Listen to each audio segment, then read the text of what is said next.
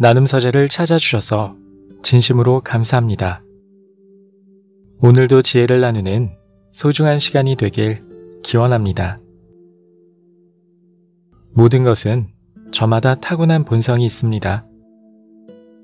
본성을 거스를 때 자연스러움은 사라지고 맙니다. 그러니 자기 본성을 제대로 깨닫고 그에 맞는 일들을 하나씩 해나가면 더 나은 내일을 맞이할 수 있습니다. 오늘은 이와 관련된 생각 나눔과 함께 책 생각을 키우는 동양 철학 이야기에 실려있는 이야기를 들려드리겠습니다.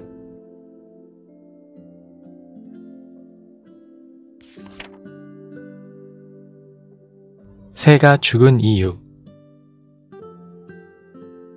바다에 사는 새 한 마리가 노나라 성 밖에 날아와 앉았다.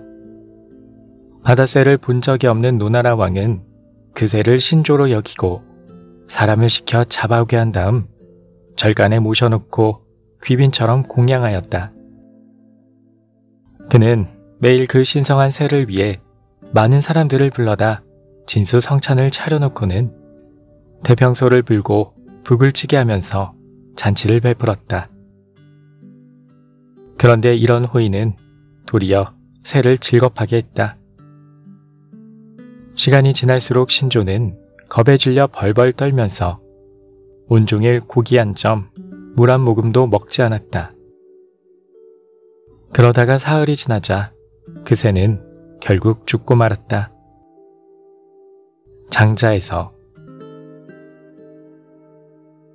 이야기 풀이.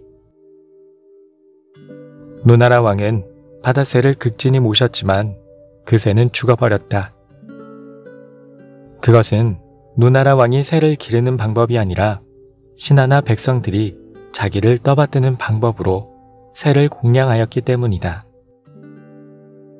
문제를 해결하는 방법에 있어서 그 방향과 목적이 완전히 상반된 경우를 비유한 이야기이다. 모든 사물은 특유의 성질과 본질, 발전 법칙을 가지고 있다. 그러므로 각각의 사물에 대하여 반드시 구체적으로 깨달아 알아야 하며 각각의 문제는 그것에 맞는 방법으로 해결해야 한다. 무조건 자기의 방법이 옳다 하여 상대방에게 그것을 강요한다면 기대했던 결과를 얻을 수 없게 된다. 특정 사물에 대해서는 구체적으로 분석하고 각각 그것에 맞는 방법으로 문제를 해결하는 것이 기본 원칙이다. 우리도 현실에서 여러 가지 문제를 해결할 때 하나의 열쇠로 하나의 자물쇠를 여는 지혜가 필요하다. 그렇지 않으면 문제를 정확히 해결할 수 없거나 전혀 다른 결과를 초래하게 된다. 노왕양조. 노나라 노 임금왕, 기를 양 새조. 노나라 왕이 새를 공양한다는 뜻으로 어떤 일을 할 때 내 생각대로만 하지 말고 상대방의 입장을 고려해야 함을 가르쳐주는 말.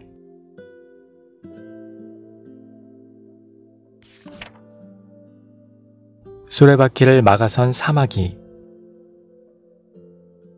어느 날 제나라 장공이 수레를 타고 산으로 사냥을 나가다가 길 한복판에 작은 녹색 곤충 한 마리가 두 발을 들고 수레바퀴와 맞설 태세로 서 있는 것을 보게 되었다. 호기심이 발동한 장공이 마부에게 물었다.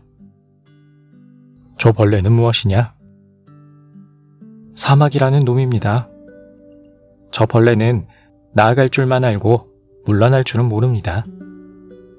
제 힘은 따져보지도 않고 적을 가볍게 여긴답니다. 장공은 마부의 말을 듣고 길게 탄식하며 말했다. 저 벌레가 사람이었다면 반드시 천하무적의 용사가 되었을 것이다. 장공은 마부에게 사마귀가 치이지 않도록 길을 비켜가라고 명령했다. 이 이야기를 들은 제나라 용사들은 더욱 충성을 다해 자신을 돌아보지 않고 싸웠다고 한다. 회남자에서. 이야기 풀이. 자기 분수를 전혀 헤아리지 못하고 함부로 덤비는 사람을 풍자한 이야기다. 사마귀가 수레바퀴에 맞서려고 무작정 덤비는 것은 자기가 가진 힘이 어느 정도인지를 몰라 오직 전진만 할 줄 알았기 때문이다. 이유아는 우리에게 사람이라면 반드시 자기 자신을 알고 자신의 힘을 헤아려서 일을 해야 한다는 도리를 명백히 가르쳐주고 있다. 우리는 살아가며 때로 용기와 모험이 필요하지만 현실을 완전히 무시하거나 자기의 능력과 너무 동떨어진 일에 무모하게 뛰어들어서는 안 된다. 당, 랑, 것, 절. 사마귀당, 사마귀랑, 막을 거, 바퀴자국 철. 사마귀가 수레바퀴를 막는다는 뜻으로 자기의 힘은 헤아리지 않고 강자에게 함부로 덤비는 사람을 비유하는 말. 당랑지부라고도 한다.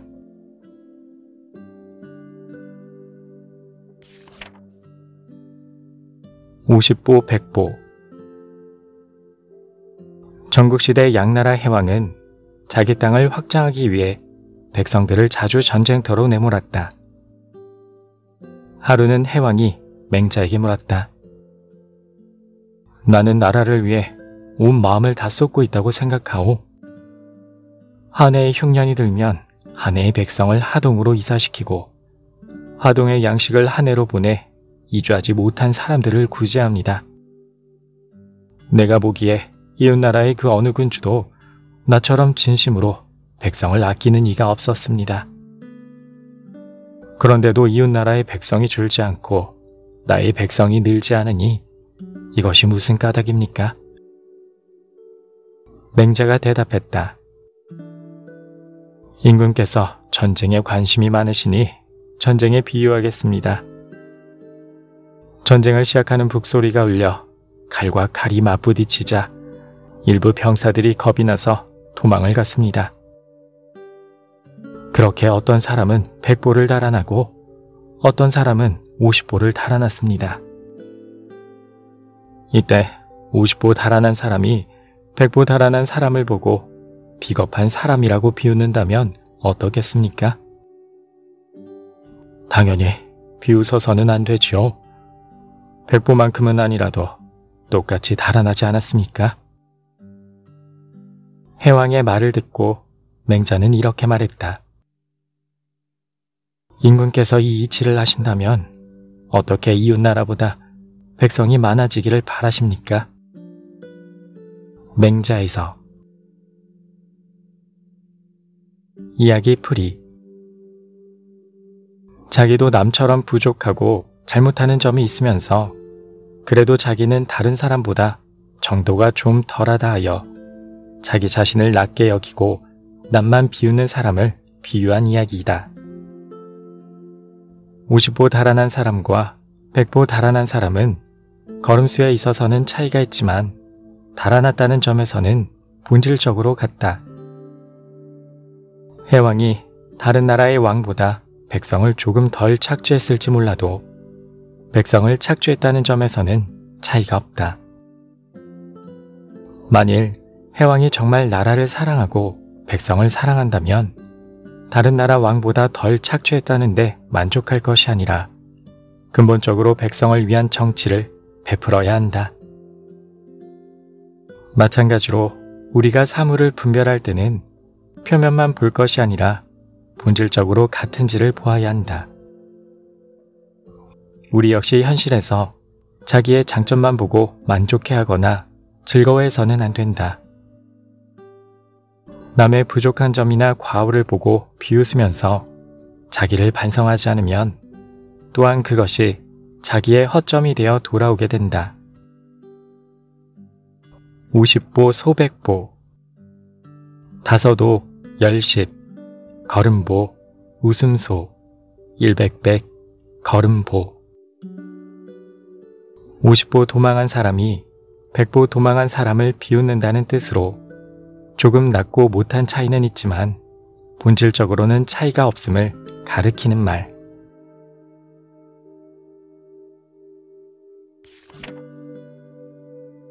바둑 선생의 두 제자. 바둑 고수인 혁추에게는 바둑을 배우는 두 제자가 있었다. 혁추는 자기의 바둑 기술을 제자에게 전수하려고 그들에게 전심전력을 다해 가르쳤다. 두 제자 중 한 사람은 바둑에 온 정신을 쏟으며 조용히 그의 가르침을 들었다. 그런데 다른 한 사람은 강의 시간에 단정히 앉아 두 눈으로는 바둑판을 보고 있었지만 마음속으로는 지금 당장 들에 나가 기러기 한 마리를 잡아 맛있는 요리를 해먹으면 얼마나 좋을까 하면서 화살을 날려 기러기 잡을 궁리만 하고 있었다. 그 결과 한 스승에게 똑같이 바둑 기술을 배웠음에도 불구하고 한 제자는 진도가 빨라 바둑의 고수가 된 반면 다른 한 제자는 아무 기술도 배우지 못했다. 맹자에서. 이야기 풀이.